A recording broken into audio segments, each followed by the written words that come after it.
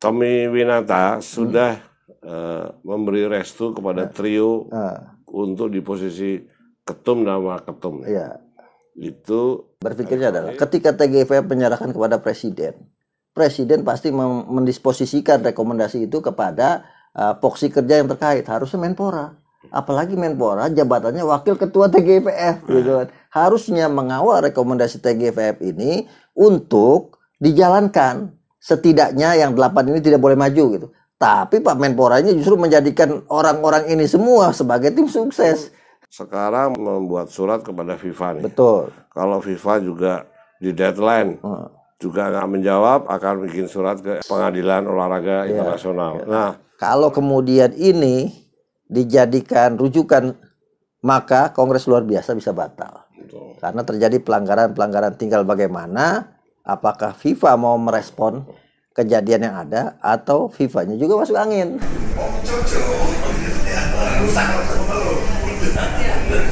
Ya, saya sama Coco Meo teman sekolah dulu ya, zaman-zaman di berapa puluh tahun lalu ya. Coco Meo channel sangat paham tentang sepak bola itu. Saya tahu persis karena zaman-zaman kuliah dulu sama-sama main bola kita. Main bola dan sangat mencintai bola. Ya itu Coco Meo channel.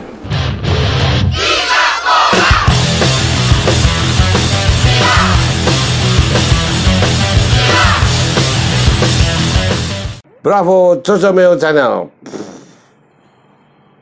Hari ini kita masih akan membicarakan masalah yang sangat seksi dan krusial menjelang detik-detik Kongres luar biasa PSSI tanggal 16. Update-update yang kita tampung yang masuk di redaksi Coco Meo Channel sepertinya semakin memanas, jual beli suara semakin kacau, konflik di antara kubu juga masih kacau karena ada kubu siapa yang menjadi paket juga rebutan. Ini sepertinya sangat seksi dan perlu kita bedah nih. Menurut Akmal gimana nih, Mal? Sebelum kita masuk pada intrik-intrik yang ada di Kongres luar biasa nantinya, yang paling menarik adalah baru-baru ini sudah diumumkan daftar calon tetap. Calon ketua umum PSSI, wakil ketua umum PSSI, dan juga calon anggota komite eksekutif PSSI, di mana akhirnya bertambah setelah ada 2 calon yang kemudian diberikan kesempatan banding, Bima Sinung dan juga Mirza Hipi lolos, yang kemudian diloloskan gitu kan. Artinya komite banding pemilihan tidak melakukan hal-hal yang diharapkan gitu kan. Misalnya mengenai verifikasi faktual terhadap calon-calon yang tidak memenuhi syarat 5 tahun. Kan banyak gitu kan. Sementara misalnya kalau bicara yang diloloskan, yang tidak diloloskan, Bima Sinung dan juga Mirza Hipi, kemudian diloloskan, ini hitung-hitungannya adalah ya nggak apa-apa diloloskan aja, nggak mungkin menang gitu kan. Jadi yang nggak mungkin menang diloloskan. Tapi kemudian ada yang mungkin menjadi bagian dari gerbong tertentu yang tidak memenuhi syarat pasal 38 statuta PSSI soal 5 tahun diloloskan. Apalagi Pak Zainuddin Amali sudah semangat banget dan sudah pede bakal merebut satu posisi wakil ketua umum PSSI gitu kan. Arya Sinulinga juga pede akan mendapatkan satu tempat sebagai exo PSSI, begitu juga wakil Menteri Dalam Negeri Pak John Wempi Witepo yakin benar akan mendapatkan satu slot sebagai anggota komite eksekutif PSSI. Jadi di total dari apa yang diumumkan oleh komite banding pemilihan adalah ada 5 calon ketua umum, kemudian 16 calon wakil ketua umum, dan 55 calon anggota komite eksekutif. Total 76 orang yang akan bertarung di Kongres luar biasa PSSI pada 16 Februari 2023. Yang tempatnya masih rahasia. Ini yang menarik. Banyak sekali pelanggaran statuta yang dilakukan menuju Kongres luar biasa PSSI 16 Februari. pelanggaran pertama apa namanya pasal 64 soal komite pemilihan di mana Amir Burhanuddin dan Sundar Maji diloloskan sebagai komite pemilihan walaupun melanggar aturan yang ada. Yang kedua tadi syarat 5 tahun aktif dilanggar lagi. Kemudian sekarang tempat berdasarkan statuta PSSI pasal 34 terkait kongres luar biasa bahwa komite eksekutif harus menentukan tempat, tanggal, bulan dan tahun kongres luar biasa minimal 30 hari jelang kongres itu dilaksanakan. Sampai sekarang banyak yang belum tahu tempatnya di mana gitu kan. Bisa jadi di planet Pluto tempatnya untuk melakukan kongres luar biasa. Gue dapat dengar nih, yang pasti itu di dasar laut nih. Jadi tempat ini bisa juga kemudian menjadi mainan ya, mainan yang menarik. Salah satu kubu yang digunakan dengan menggunakan komite pemilihan, misalnya kubu Erick Thohir misalnya, dia sangat pede kalau misalnya kongres di Hotel Mercure karena misalnya di sana sudah semua keamanan dan perlengkapan sudah disterilisasi dan diyakini tidak ada yang masuk angin misalnya gitu kan. Sementara misalnya kubu Palanyala lebih tertarik kongres digelar di Hotel Sultan misal seperti itu. Nah, ini yang kemudian menjadi intrik-intrik yang harusnya dipahami oleh komite pemilihan yang harusnya independen gitu kan, tidak kemudian berkubu pada salah satu calon. Yang ketiga, ini yang sangat menarik dan berbahaya adalah kalau kemudian ada intervensi pemerintah di dalam kongres nanti gitu kan. Bagaimanapun yang terlibat ada 4 pejabat negara. Ada misalnya Pak Erick Thohir maju, belum apa-apa, tim kampanyenya sudah menyatakan bahwa ini sudah dapat restu dari istana dan harus menang. Nah, ini kan intervensi gitu. Melanggar statuta FIFA pasal 15-19, melanggar juga statuta PSSI pasal 7 soal anti diskriminasi dan netralitas. Nah, kalau kemudian ini dijadikan rujukan, maka kongres luar biasa bisa batal. Karena terjadi pelanggaran-pelanggaran, tinggal bagaimana apakah FIFA mau merespon kejadian yang ada atau FIFA-nya juga masuk angin. Tapi begitu gampangnya mereka sebagai orang di pemerintahan ya, pembantunya Jokowi, itu menjual sangat murah gitu nama Jokowi. Itu menurut Akmal gimana tuh, Bang? Iya, amat disayangkan sekali gitu. Nggak pede kalau menurut saya kan. Oh gitu ya? Iya, nggak pede sehingga harus menjual sosok tokoh yang menjadi simbol negara. Jadi kalau saya Menteri BUMN, saya Menpora yang menguasai dunia olahraga, nggak perlu pakai sebut nama presiden restu. Kalau percaya diri. Kalau percaya diri gitu kan, pasti menang. Berarti ini sebetulnya karakter mereka berdua nih sebenarnya minder nih orang-orang nih ya. Ya, saya melihat gitu, mulai nggak percaya diri, apalagi sekarang. Awal-awal sangat pede sekali bahwa membenahi PSSI harus bernyali dan sebagainya gitu kan. Dan mafia harus diberantas dan sebagainya. Tapi ketika di tengah jalan ada blunder yang dilakukan oleh Erick Thohir, kubunya, dan Pak Zainuddin Amali, di mana secara terbuka menggandeng orang-orang lama yang bermasalah gitu kan. Tim suksesnya ketuanya Iwan Budianto, ada Yunus Nusi. Dan mereka juga mengajukan diri sebagai anggota SPO yang baru. Juni Rahman, kemudian juga ada Ferry Faulus, ada Peter Tanuri, yang kemudian Vivin. Nah, kemudian di masyarakat muncul opini, wah sepak bola kita kalau dipegang sama kubu Pak Erick Thohir, Pak Zainuddin Amali, nggak akan berubah, sama saja gitu kan, karena ada orang-orang lama di dalamnya. Nah, ini yang sedikit menggembosi dari kubunya Pak Erick Thohir yang bisa jadi misalnya di injury time, di lap terakhir Pak Lanyala ngambil alih gitu kan. Dengan atau juga ada nih, ada kan cerita berita-berita di medsos kalau Erick itu ada di lingkaran setan nih. Nah, kan itu di lingkaran setan nih dalam tanda kutip. Pertanyaannya, Erick Thohir mau jadi setan yang baru atau jadi malaikat? Nah, itu dia. Mau jadi malaikat juga agak berat karena setannya terlalu banyak gitu kan. Jadi nggak imbang. Nah, ini problem. Sebenarnya sepak bola kita ini bisa diberesin dengan cara yang sederhana. Kenapa saya bilang secara sederhana? Nggak perlu biaya makan biaya mahal. Ini kan terlalu mahal biaya. Akhirnya siapa berani bayar berapa gitu kan. Kenapa? Ya karena proses yang dijalankannya memilih jalan susah dibanding jalan mudah. Jalan mudah sudah diberikan.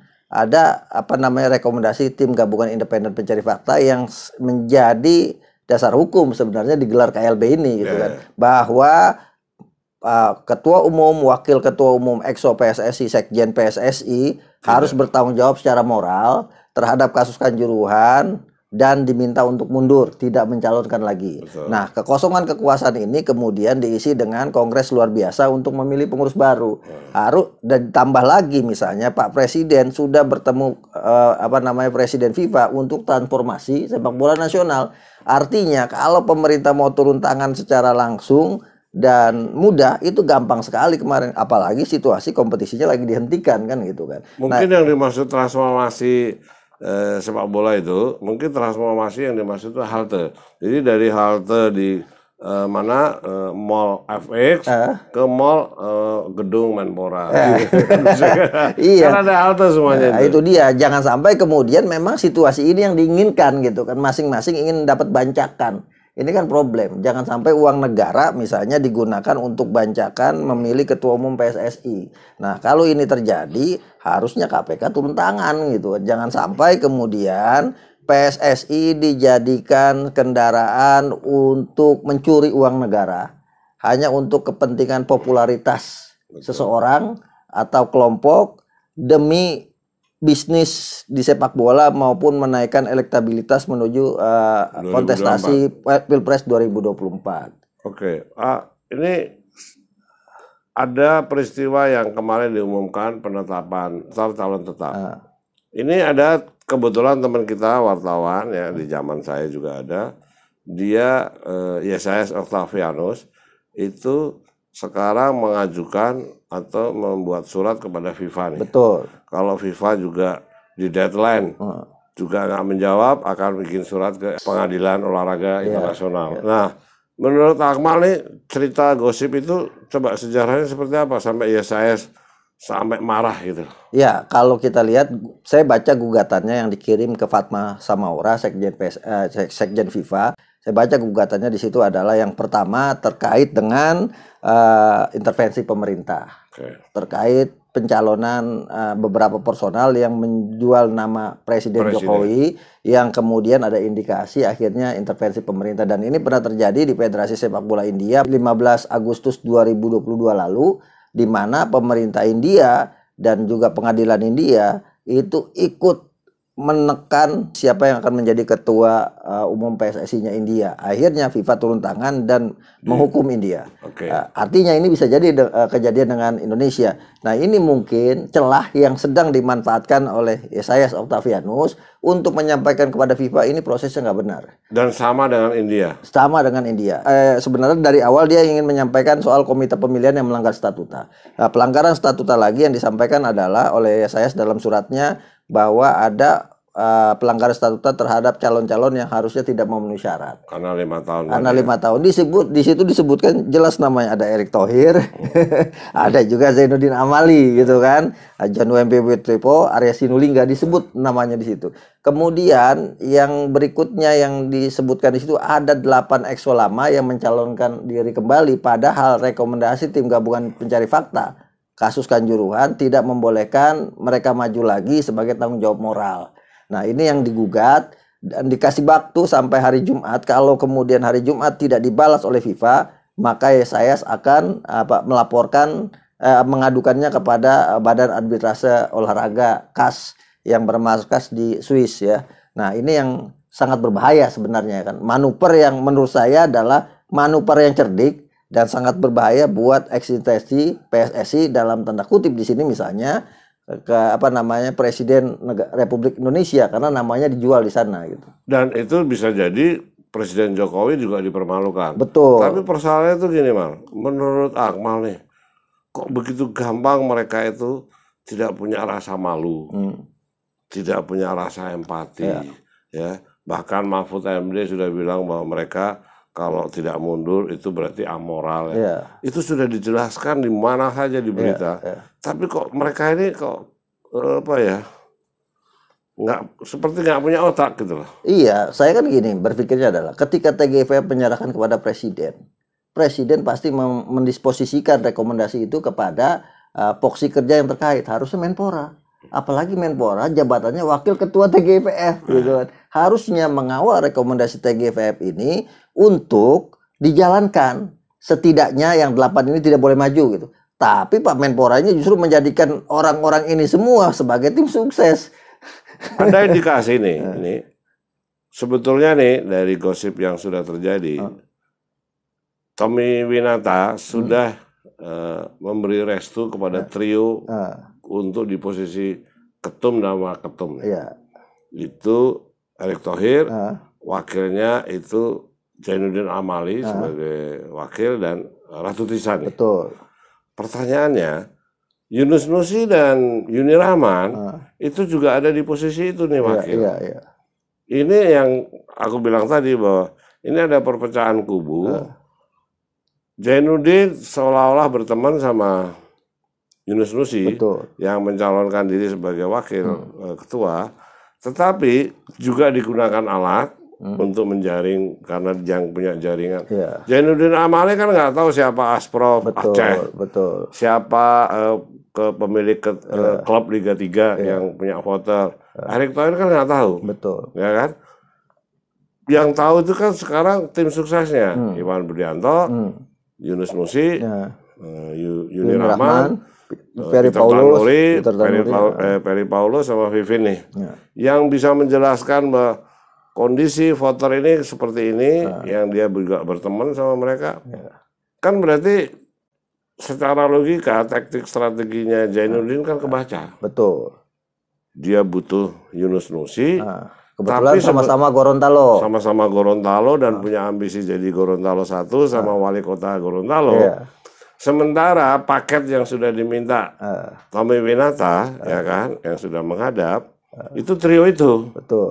Artinya kan sebetulnya si Yunus Nusi itu dikebulin nih, dalam posisi ini.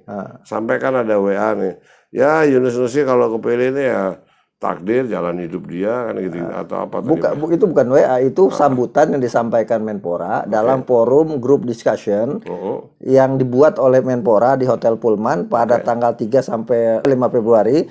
Menpora menyatakan bahwa yang terhormat Yunus Nusi, Sekjen PSSI, ini ada 2 slot nih gitu kan. 1 slot punya saya, 1 slotnya lagi ya diperbutkan, semoga tergantung garis tangannya Yunus Nusi gitu kan. Padahal ini kata-kata itu bohong.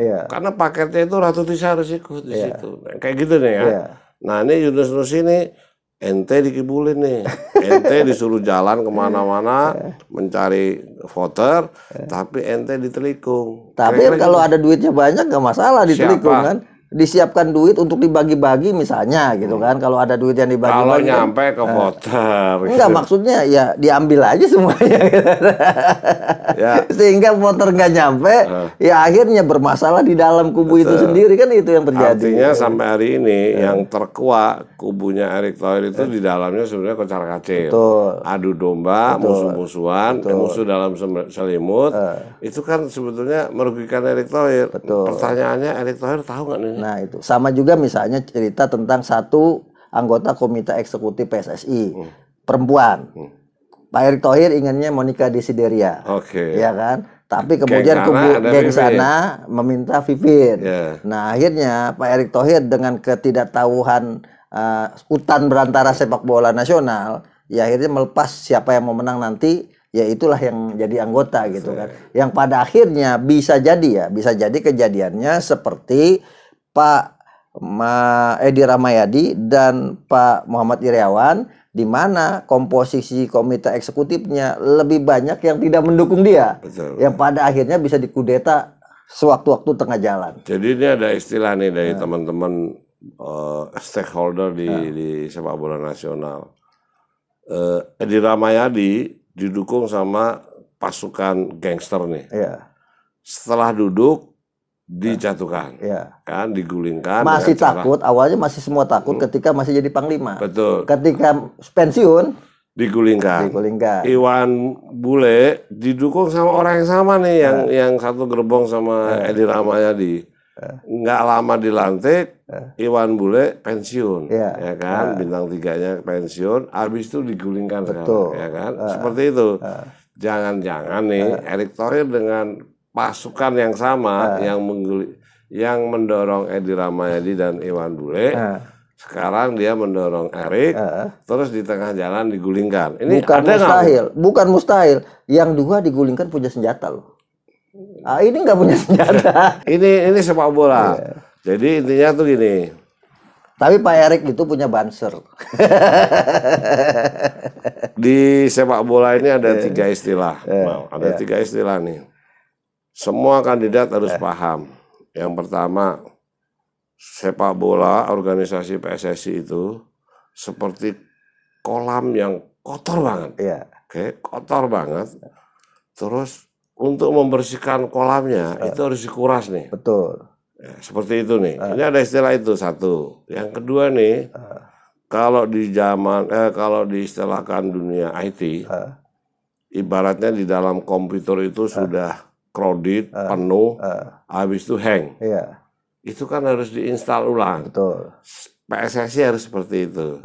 Yang ketiga nih, yang teman-teman sudah biasa menulis, organisasi PSSI itu seperti hutan belantara.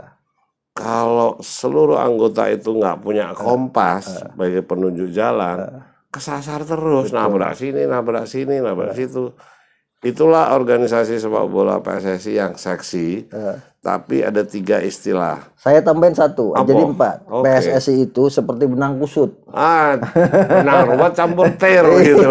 Udah nggak bisa diurai. Udah nggak bisa diurai, mau diurai putus semua. Putus semuanya. Ter ya kan. Berarti kita adios Cocomeo Channel.